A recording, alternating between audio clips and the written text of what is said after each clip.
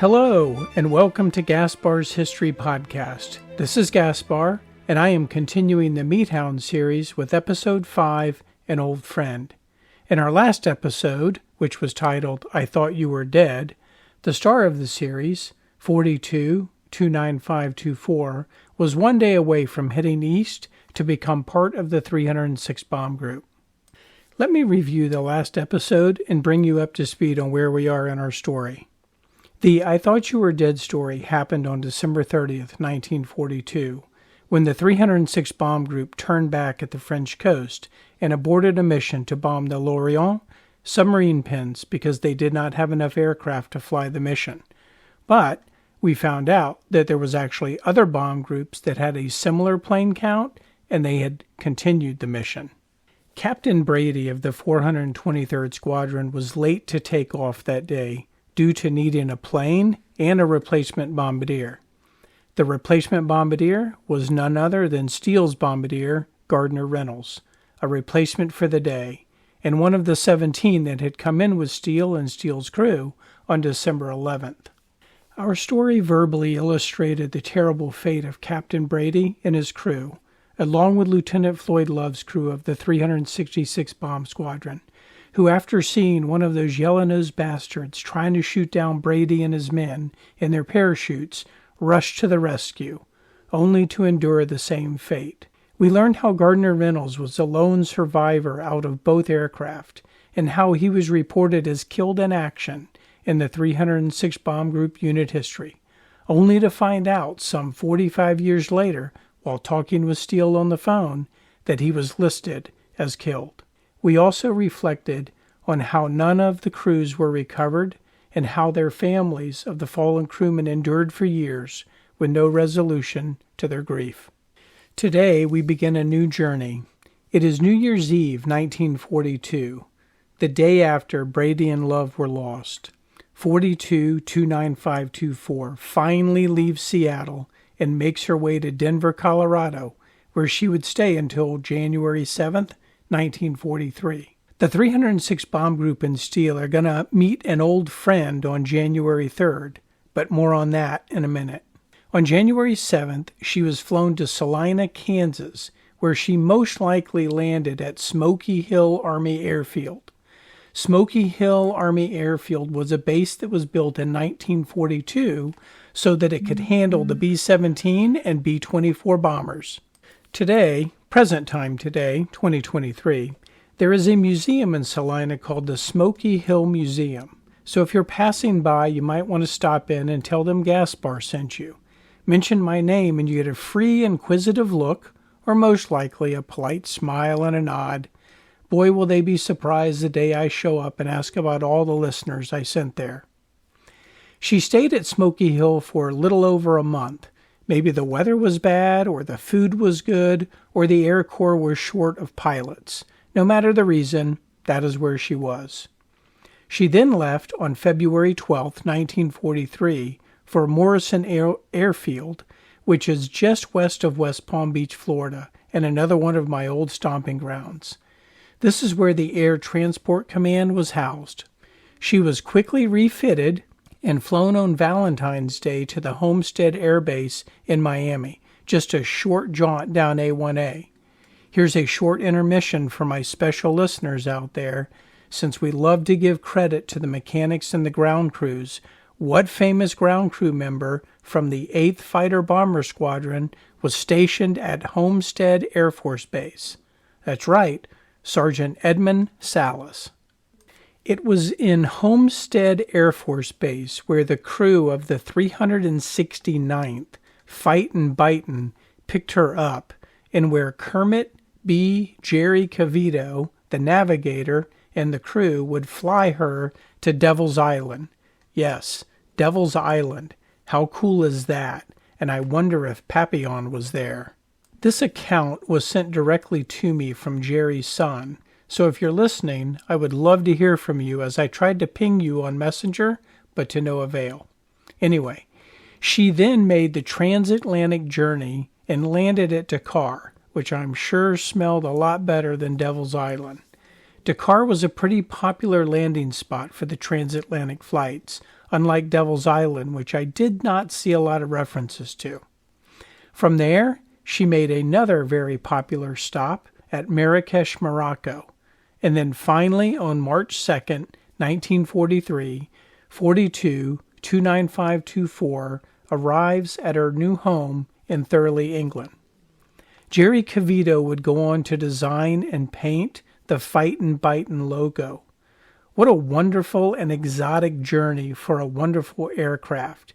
And as I mentioned in an earlier episode, it was a very similar route to that Jimmy Stewart, the famous actor, would take when he brought his aircraft over to England. There is a reference online where Stewart led his squadron from Florida to Brazil to Dakar to Marrakesh to England. A very similar path indeed. I also have to imagine that this was a much more pleasant journey than the Canada, Greenland, and Iceland route, especially in the winter, where there are stories out there that the airfields would be piled with 14 feet of snow on each side of the runway. I'm also happy that Jerry Cavito documented the journey, and now we have it for posterity. This documentation is of particular notice because when Jerry and his crew reached England, they were given a different aircraft, and 42-29524 was sent over to the 423rd Bomb Squadron. Now that we know which navigator successfully brought 42-29524 to England, we have some other missions and stories to tell that involve Steele and the members of the 306 Bomb Group before 42-29524 officially arrives at Thurley. But I wanted to get the journey documented so we know how and when the star arrives. Now back to Sunday, January 3rd, 1943.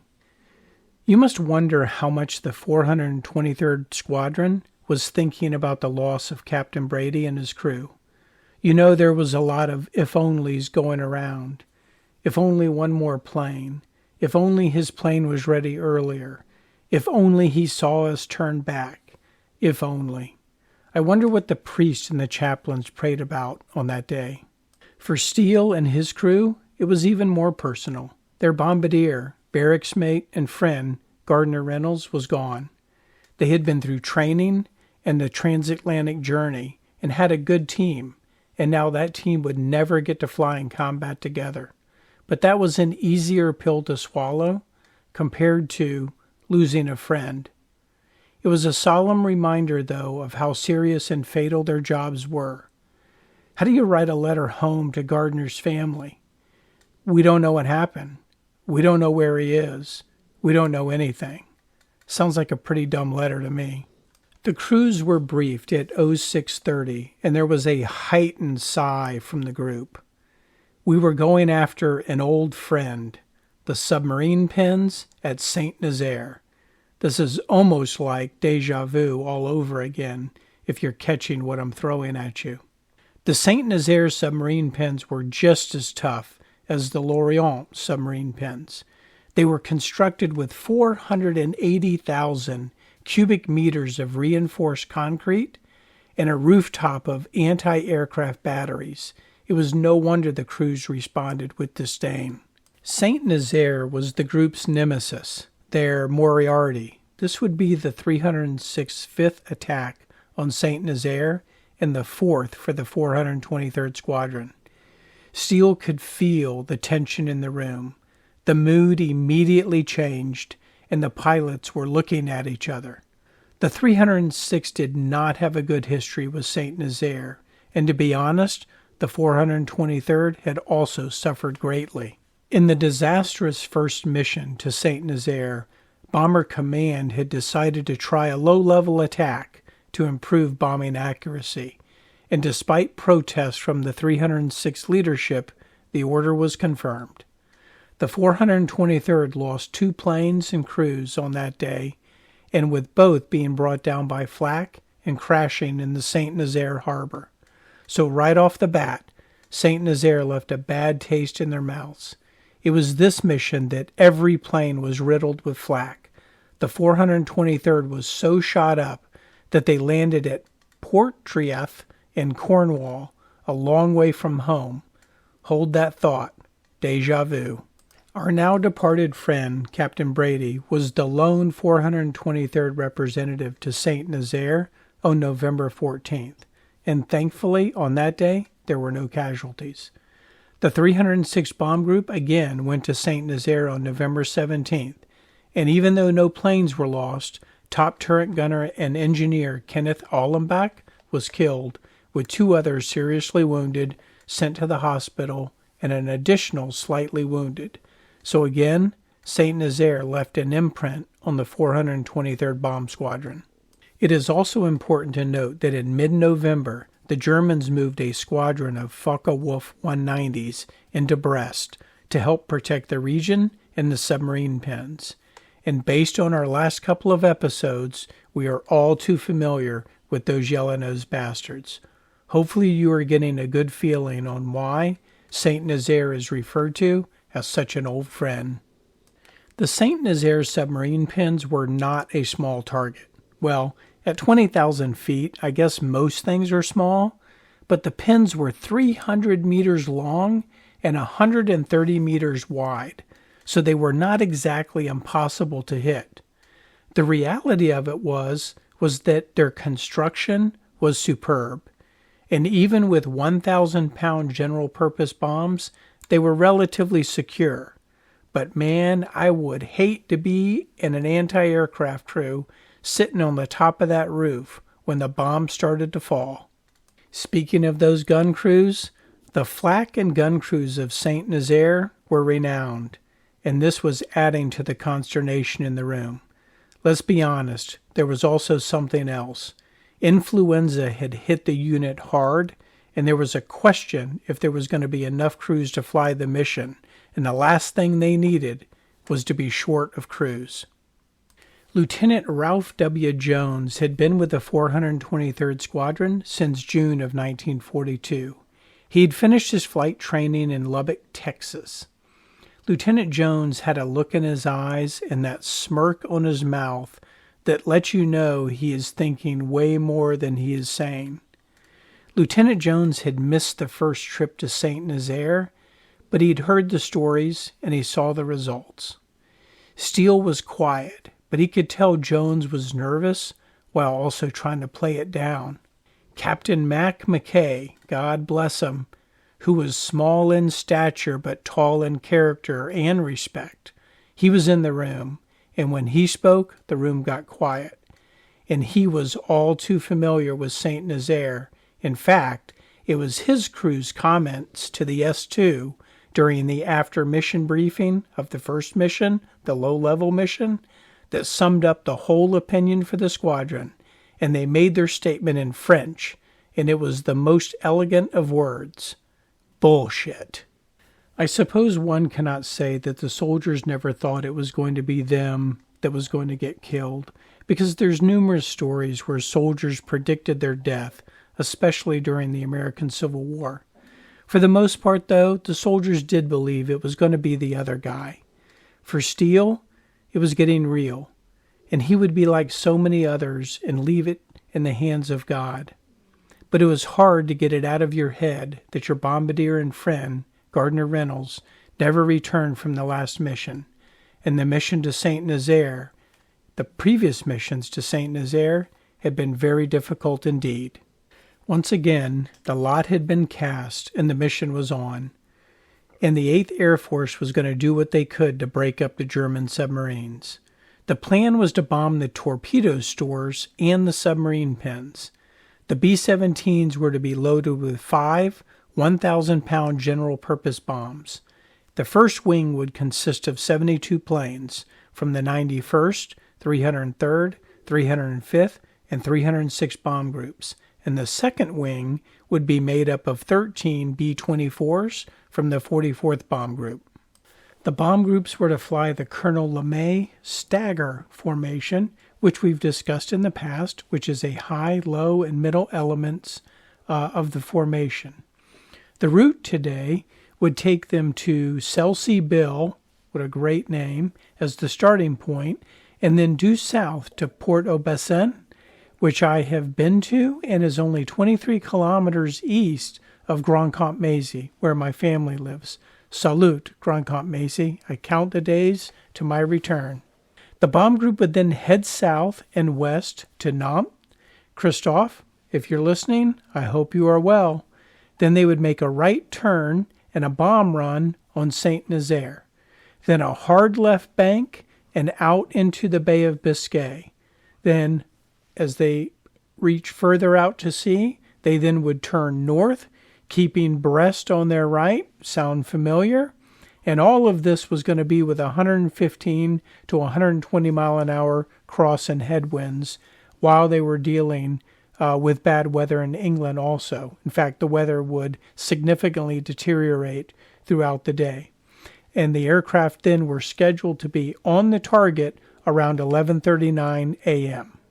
This was going to be a tough mission, so the 24-year-old Major Lanford was going to lead it. He was the commander of the 368 Squadron, and he was not going to ask the crews to do something that he would not do himself. I made an earlier reference that the 306th may not have enough crews to fly. That was specifically referenced to navigators, but it looks like they were expected to get 18 aircraft into the hunt today, and ultimately they were able to get 17 aircraft in the air, and we will see that they did patch some crews together to make that happen. In fact, we also had one pilot that was flying as a bombardier. And just after 0900, the 306 started to get her planes in the air and into formation and head for Selseybill. She was a well-worn but beautiful aircraft with Unbearable painted on her right side just below the side windows back of the nose. She would arrive in Thurley in mid-October 1942, and she was first flown in combat by our now departed Captain John Brady on November 17, 1942, on a mission to St Nazaire, déjà vu. And it was this mission where Captain Brady and the Unbearable dropped out of formation with two other aircraft to protect Captain Williams and his aircraft that had been severely crippled by enemy fire. Captain Brady then flew the Unbearable to Ramillies-Hussein, where she had downed a hat trick of enemy fighters. And it was the Unbearable who just a couple of days ago was unfit to fly, so Captain Brady and Gardner Reynolds flew a replacement plane and never came home. Today's honor of flying the Unbearable would fall on Lieutenant Ralph Jones and Second Lieutenant David Steele. Steele was thinking, this is Captain Brady's aircraft. Brady broke her in. This is his baby. It was kind of an eerie feeling, and superstition can get the best of you. But Lieutenant Ralph Jones could stake a claim to her also, as he had flown with her and Brady. Now she was his baby, and he would aspire to be as liked and respected as Brady. Lieutenant Jones had a couple of missions under his belt, and to keep the connection going, he had finished his air cadet training in Lubbock, Texas, right down the road from where Steele grew up. The crews were ordered to their planes, so let's get these babies in the air, and we'll go through who's flying with Jones and Steele today. Second Lieutenant George W. Owens, Jr. was flying as the navigator today, and he was a graduate of Woodrow Wilson High School in Dallas, Texas, and he had joined the Air Corps after a call to arms in December of 1941. Second Lieutenant Owens was in the 368 Squadron, but the planes were short of crews this day, especially navigators, so Owens would be flying as a replacement on the Unbearable. He had just turned 22 years old in November. He had sharp, distinctive features, but he looked younger than his age, and his Air Corps hat dominated his head, and it was as crooked as a dog's hind leg. A fellow Texan gave Steele some comfort, but that was due to geography, not experience. Steele would have been more comfortable with his navigator, but Ormond Hamilton was still not fit to fly. The bombardier was native Ohioan Second Lieutenant George S. Horner, who'd been with the squadron since June of 1942. It was going to be easy to call the nose of the aircraft today a simple, "Hey George" will do. Staff Sergeant Henry Bean was manning the radio today. He was a young man with a big infectious smile, which was indicative of his sense of humor. He was an electrician by trade, so you might say he had an electric personality. He was from Cochise County, Arizona, where he loved the Old West and dime novels, and he was quite the quick-draw artist with the 6-gun, and he practiced a lot until one day he accidentally discharged the weapon, just missing his father, and thereafter he decided to give up the quick-draw. 4 of Steele's crew were flying with him today, a couple of them who we've already met, Staff Sergeant Walter Piotrowski from New Hampshire, and our future toddler, Staff Sergeant William Hull, who already has a downed enemy aircraft to his credit. The 2 new introductions are Engineer Tech Sergeant Leon Leroy Bamforth, and lastly the tail gunner, Staff Sergeant James E. Smoot, who is from Tennessee. The last member of the crew flying on the Unbearable today is Staff Sergeant Clarence Durham, who is manning one of the waist guns across from William Hull. The Unbearable was flying with a crew today that had been pieced together, and I'm sure you're starting to realize that each mission has sort of patching and sewing that goes on, and you can imagine how difficult that can be for crews to work together in highly stressful situations when they've never worked together in the past. The 306 Bomb Squadron started to take off just after 0900. They circled the airfield as the rest of the aircraft and crews met up with them. Major Lanford started the procession and set the formation point as the other aircraft joined in. As I mentioned, Major Lanford was 24 years old, but he had good experience, and he was worried about this mission because they were going to see an old friend, and there was nothing else he could do other than lead from the front, and that's exactly what he was going to do. As the 3rd aircraft of Captain Terry's element of the 369th Squadron went through engine rev, it blew a cylinder head and was forced out of the mission. The good news was the remaining aircraft made it into the formation, so 17 aircraft from the 306 Bomb Group were on their way to Celsey-Bill and then Port-en-Besson. Let's now run through the aircraft and crews as they head for Celsey-Bill.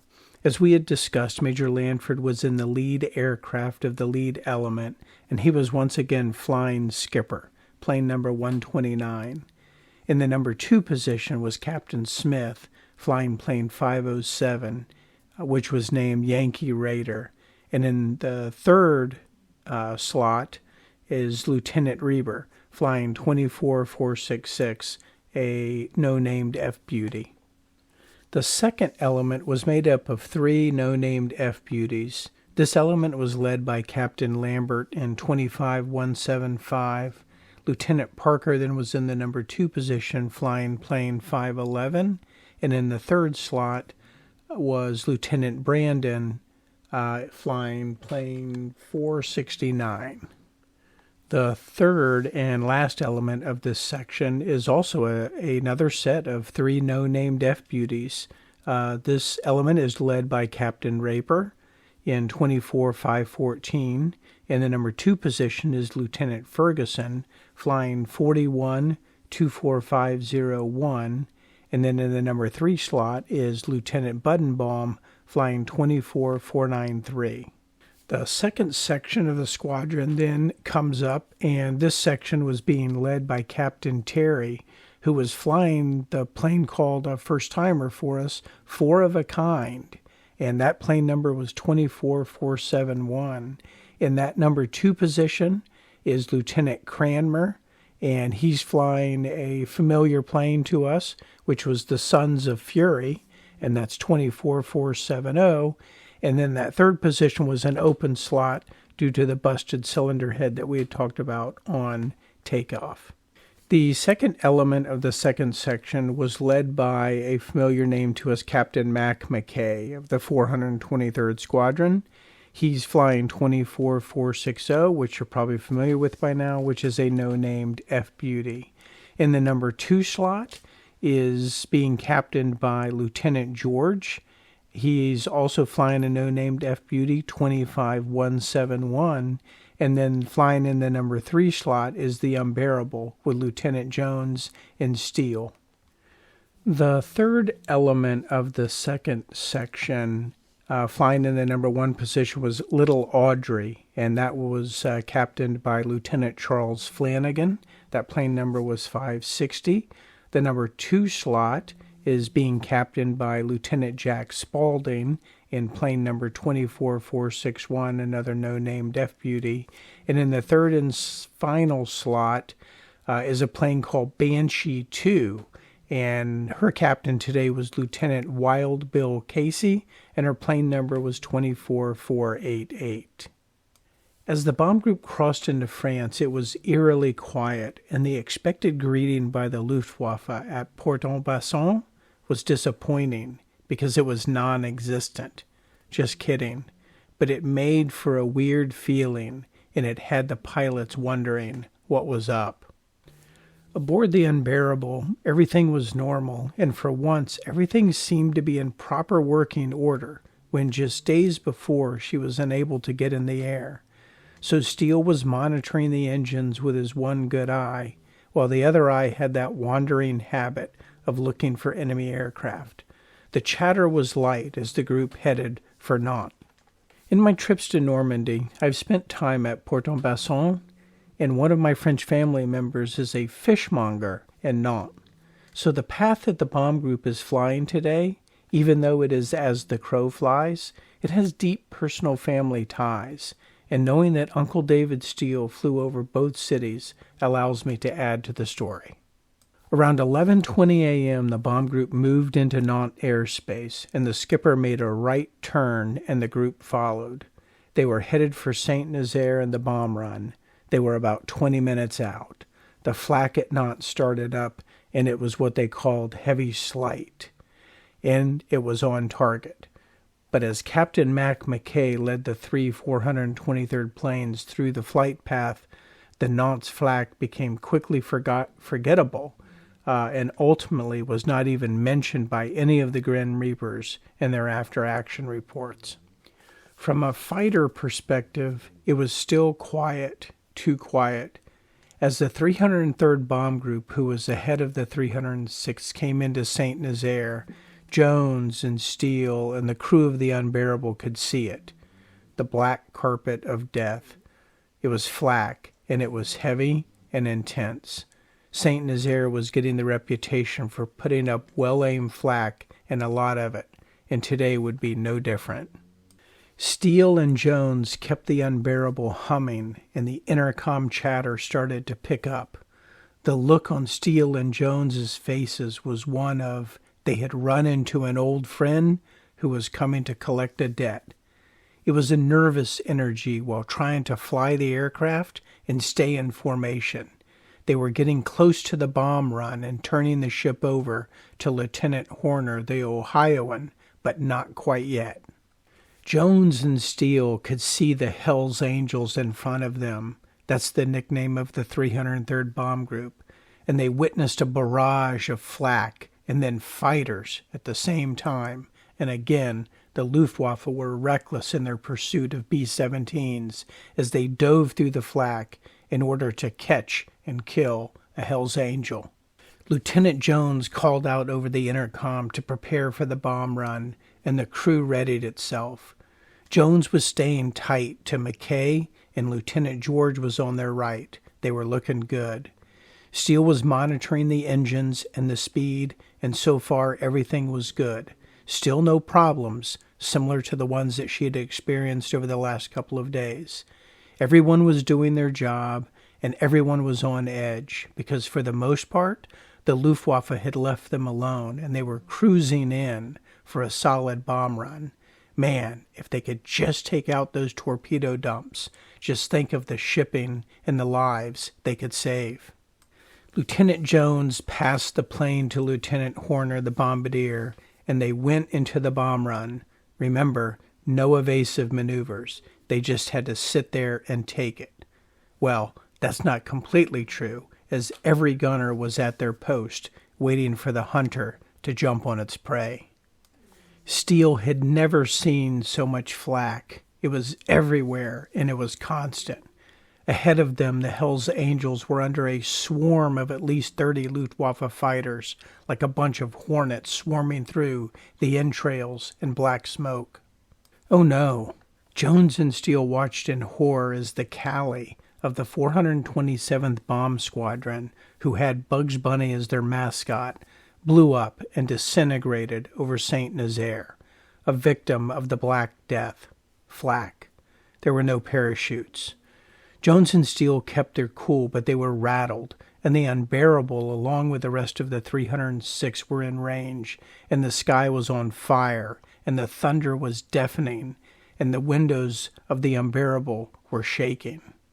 Major Lanford has the skipper and the bomb group in order, and they were the last group to run the gauntlet. The three other groups were well engaged, and now the Luftwaffe pilots started to take notice of the 306th. Captain McKay and the 423rd counted 9 enemy aircraft, mostly Focke-Wulf 190s, but a few Me-109s. No fancy color schemes, just persistent fighters pressing through their own flak and making passes at the bomb group. The bombs from the 306th bomb group started to fall. The skipper, Yankee Raider, and Lieutenant Reber were first. Yankee Raider could see the German smoke pots, at least 50 of them, trying to mask the target, and the screening, which 15 minutes earlier had been ineffective, was starting to disorient the bombardiers. But the bombardiers still had some landmarks, so bombs away, again, again, and again. Captain McKay led the Grim Reapers through the target area, bombs away. Lieutenant Pollock in McKay's aircraft releases the bombs, but they are short. Damn! Lieutenant George in his no-named aircraft with replacement bombardier Lieutenant Meade Warner, remember one of the replacements to come in with Steele, releases their bombs. Direct hits, and the crew of the Grim Reapers can see the shock waves carry through the city. Not bad for a rookie bombardier flying as a replacement. Bombs away, the Unbearable and Bombardier Lieutenant Horner are away, with mixed results. It seems Lieutenant Warner was able to put down the best pattern today. The last element of the 306, led by Lieutenant Flanagan and Little Audrey, make their run, and they get raked by flak. Fighters, low at 12 o'clock. The Luftwaffe squadron of Me-109s and Focke-Wulf 190s came up after the 306th. 2 Focke-Wulfs make a pass and throw a 20-millimeter cannon shell through the front of Lieutenant Spaulding and co-pilot Lieutenant Jones's cockpit. This is another Lieutenant Jones. Tearing through Jones's steering column and getting lodged behind Lieutenant Spaulding's head, burning him on the face and cutting him above the eye. Lieutenant Jones does not have a steering column, but his first concern is Jack, who is rattled but okay. The rest of the aircraft is ripped by gunfire, and just like that, they took pretty significant damage. The pilots get their wits about, and the damage reports start coming in.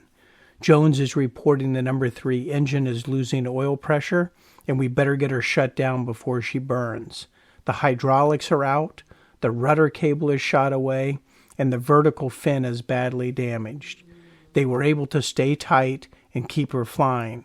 They finished the bomb run, which was made by their replacement, Sergeant Clark, and they carry on. Back to the Unbearable. Lieutenant Jones has the controls again, and everyone save Steele is manning a Browning machine gun, including Lieutenant Horner, who is replaying his bomb release. The Unbearable is shaken. Lieutenant, sir, we have a hole in the right wing tip, Steele reports. How bad? Looks okay. I don't see any other damage. The flak pounding continues. The noise and the thunder are constant, and there is no relief. Staff Sergeant Bamford, the engineer, reports that the top turret guns are not working. Leon, get working on those guns. We're going to need them, Steele commands, but it was more of a reminder than a command. The Unbearable was getting hit with flak, but nothing too serious, other than a hole in the right wing, of course. Steele is watching the gauges, adjusting the turbocharges. Sergeant Bamford continues working on the top turret guns. Then, like a flash of lightning, Lieutenant Ferguson, in the 368 Squadron, in his no-named F-Beauty, 41-24501, is nailed by flak. Steele and Jones watch as Lieutenant Fergie Ferguson's aircraft shudders. The 2 inboard engines are out. Second Lieutenant John Elliott quickly feathers the props, but the number 2 engine catches on fire. Fergie's trying to keep her in the air, and Second Lieutenant Elliott is trying to extinguish the number 2 engine, but nothing is working.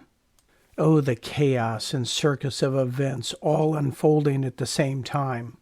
Lieutenant George, with Lieutenant Hopkins in the co-pilot's seat, gets peppered with flak. Lieutenant Meade Warner is hit in the hand, right hand. He's going to be okay. Should I dare say he shook it off?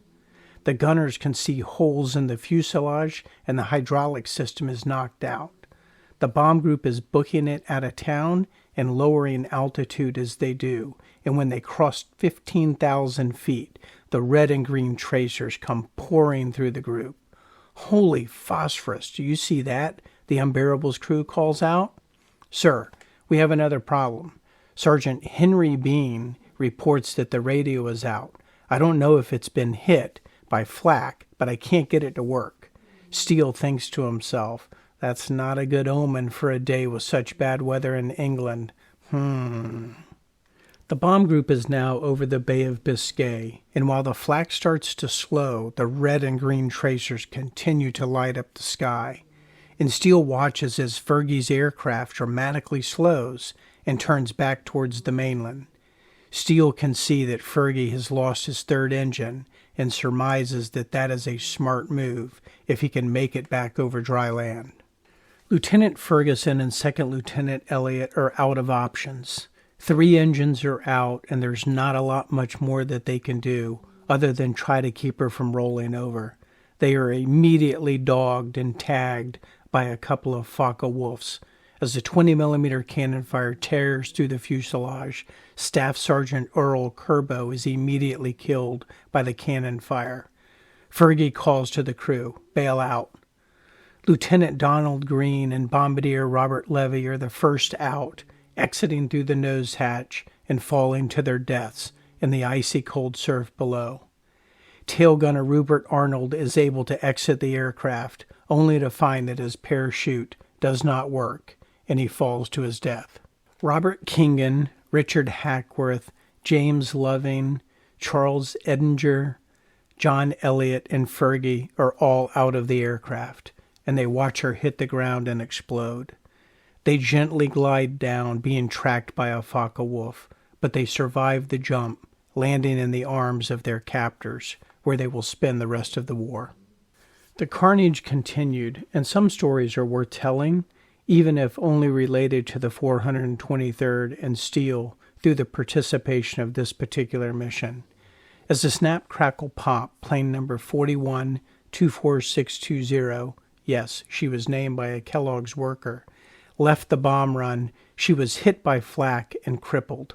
Staff Sergeant Alan McGee, the ball turret gunner, scrambled to get out of the ball turret, and as he was waiting at the bomb bay doors for the radio man, Staff Sergeant Alfred Union, he noticed that his chest pack had a huge hole in it. "Worthless," he says to himself. "I've got to get a parachute." And then, blam!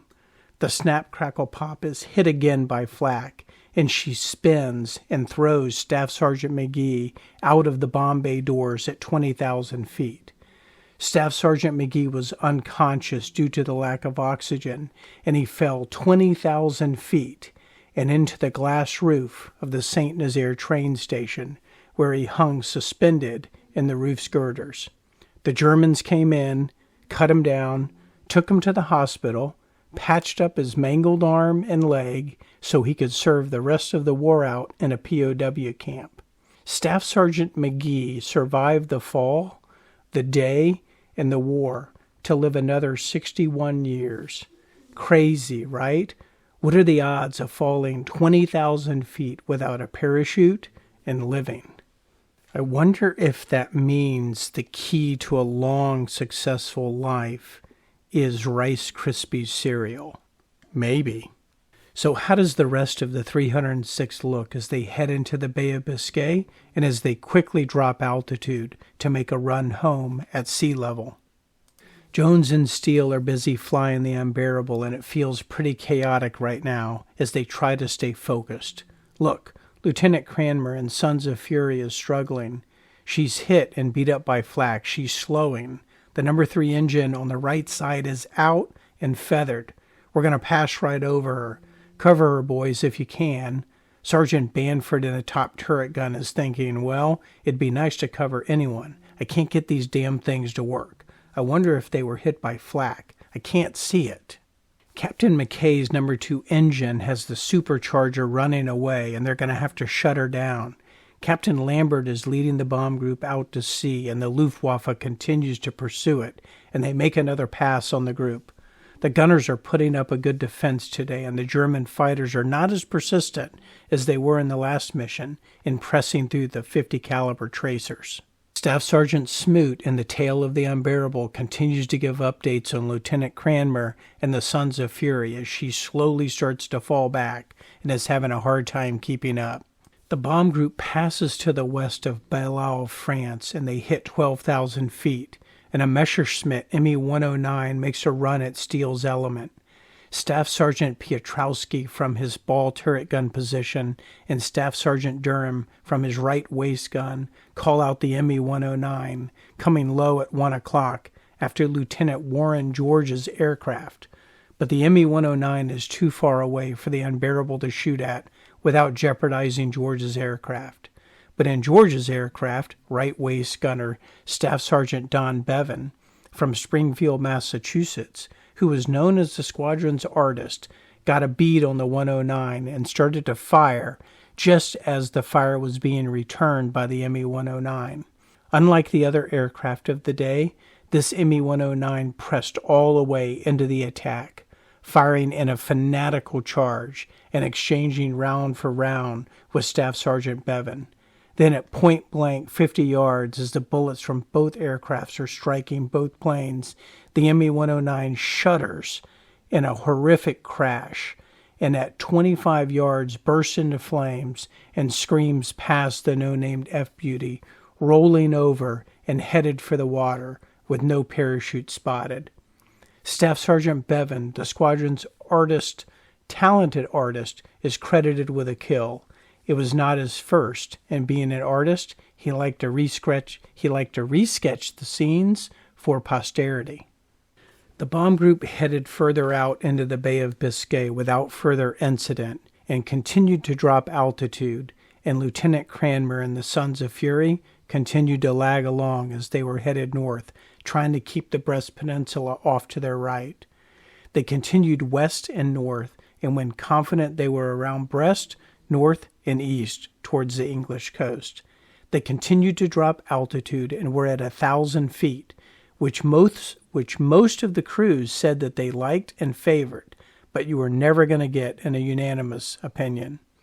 The weather was getting worse, and they were not going to make it back to Thurley, so they were going to need a backup plan, and that plan was to land at St Eval in Cornwall. The Unbearable, still without a radio, a top gun, and a complete right wing, was in her number 3 slot, focused on flying at sea level sprint home in worsening weather. The crews of the bomb group were semi-relaxed when out of the cloud cover they were jumped by 6 Focke-Wulfs, obviously from the Brest region of France, and we know how good these pilots are.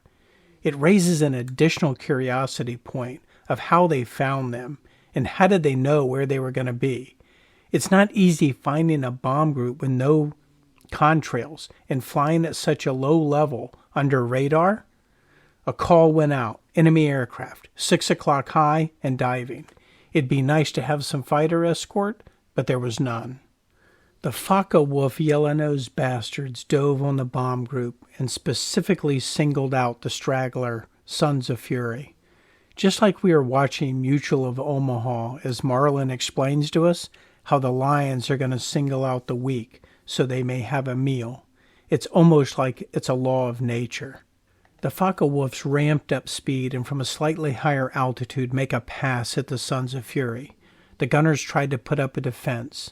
Sergeant Edgar Whitaker from his tail gun position and Sergeant Arizona Harris from his top turret gun tried to keep the Wolves at bay. but the cannon fire comes through the Sons of Fury, and then they fly by. But this provides an opportunity for Staff Sergeant Charlie Wall and Sergeant Robert Ransom to get engaged from their waist gun positions. The Sons of Fury gunners trailed them as they went by, as the Focke-Wulfs and the Sons of Fury did not have much altitude to work with from an evasive action perspective. The Focke-Wulfs peeled off before getting any closer to the rest of the bomb group, making sure to keep their distance. But that did not keep James Smoot in the Unbearable and Private Billy Lamb in Lieutenant George's aircraft the opportunity to send tracers their way as a reminder, and who knows, maybe even getting lucky with one of those range bursts and knocking one of these predators down. The yellow-nosed bastards make a wide turn and come around on the 6 o'clock for their second pass. Here they come again, and the Sons of Fury gunners open up with exhausting machine gun fire from their Browning machine guns, and the Focke-Wulfs press through it again, diving slightly from above and at 6 o'clock, and open fire with their 20mm cannons that are on target, and the Sons of Fury takes a horrendous beating as the cannon shells explode through the aircraft. The Focke-Wulfs speed past the Sons of Fury again as their gunners are joined by the bombardier Lieutenant George Grifford Reed and navigator Lieutenant Paul Beyer. They try to provide a defense, but it's too late. The Sons of Fury is damaged beyond control, and she heads for the water. Sergeant Smoot and the Unbearable and the rest of the bomb group watch as 4 crew members exit the aircraft at a very low level, and then the Sons of Fury makes a ditched landing in the rough channel waters, the whole time being flown under control.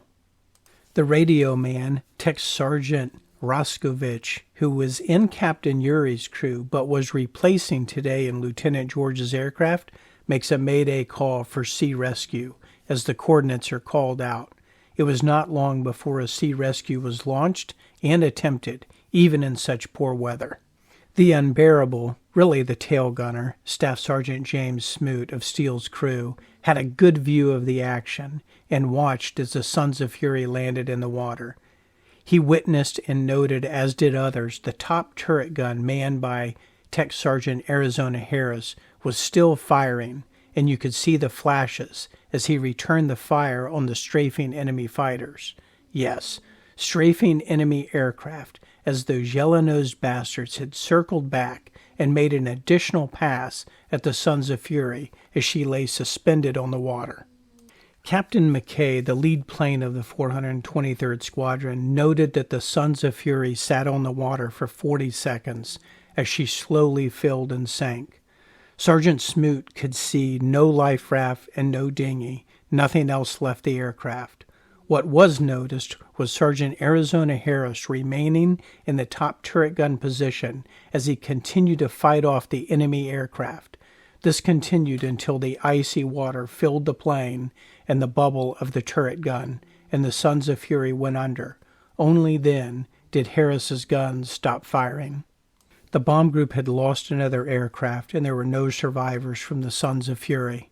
The Focke-Wulfs had had enough, and the bomb group headed for their new base for the day, St. Eval in Cornwall, due to the poor weather and visibility that was moving over Great Britain.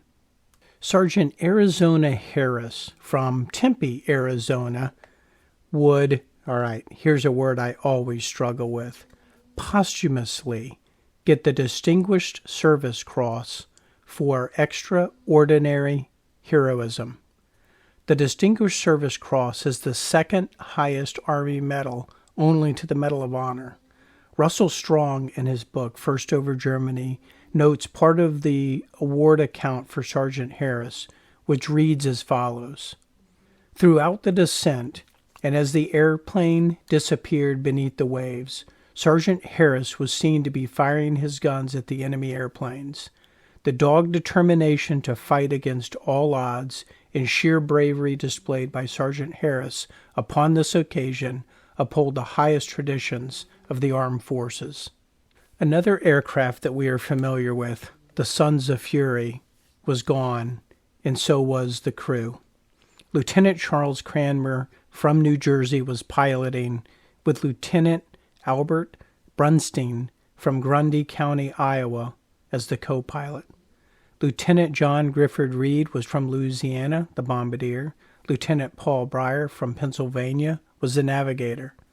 The radio man was Sergeant Kermit Constantine, another Louisiana man, and the gunners were William Musick of Rose County, Ohio, Charlie Wall of Salisbury, North Carolina, Robert Ranson of Bear, Texas, and Agar Whitaker of Worcester, Massachusetts.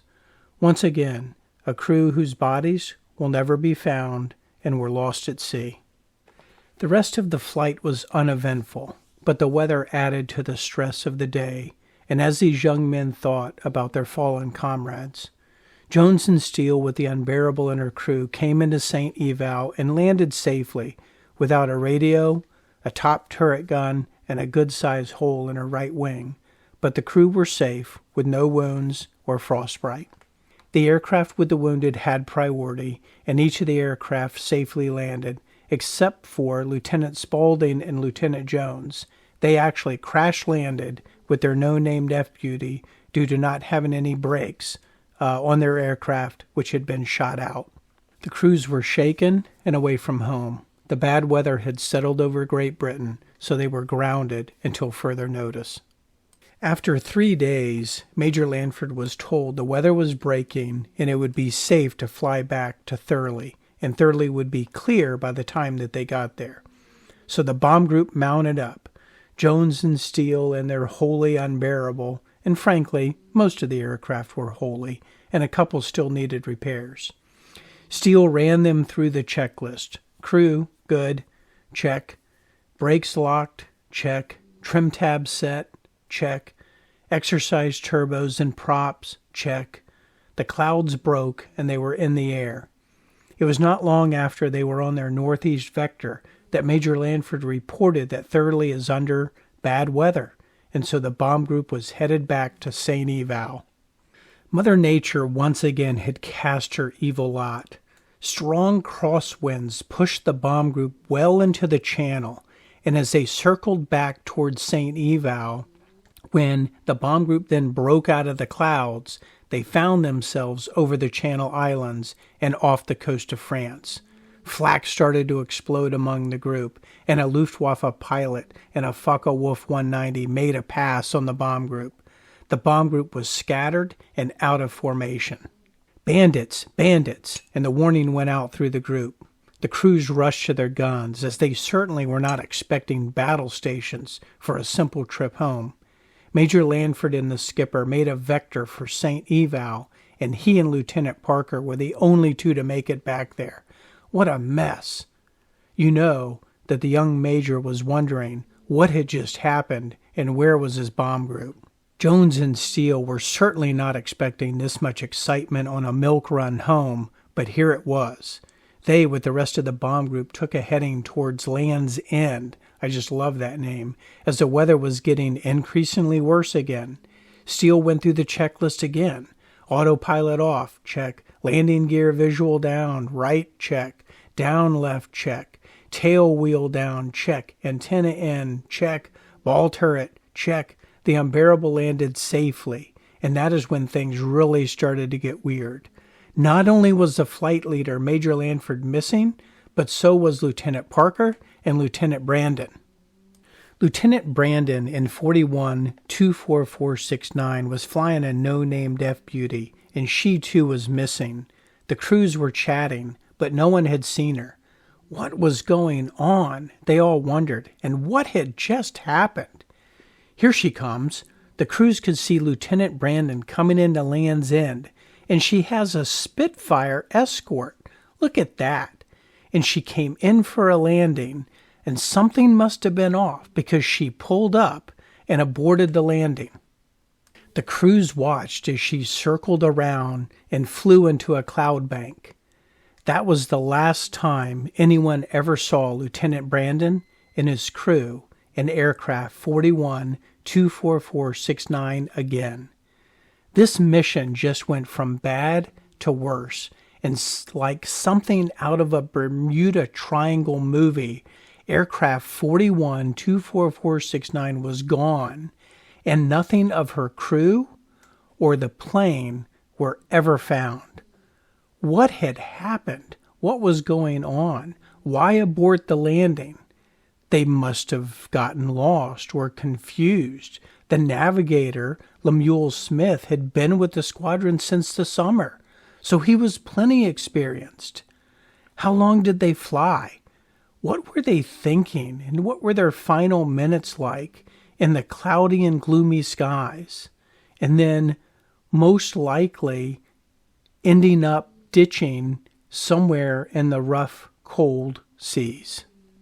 With Lieutenant Robert Brandon and the no-named F-Beauty were Lieutenant Morrell Henry, Second Lieutenant James Murphy, Lieutenant Lemuel Smith, Second Lieutenant James Jones, a co-pilot flying as a waist gunner, Staff Sergeant Carlton Porter, Staff Sergeant J.W. Elliott, Staff Sergeant Earl Owen, Staff Sergeant Joseph Barnes, and Staff Sergeant Gerald Hopkins, another group of young men whose families spent the rest of their lives wondering and hoping, just like their comrades who were stunned as they had just seen them.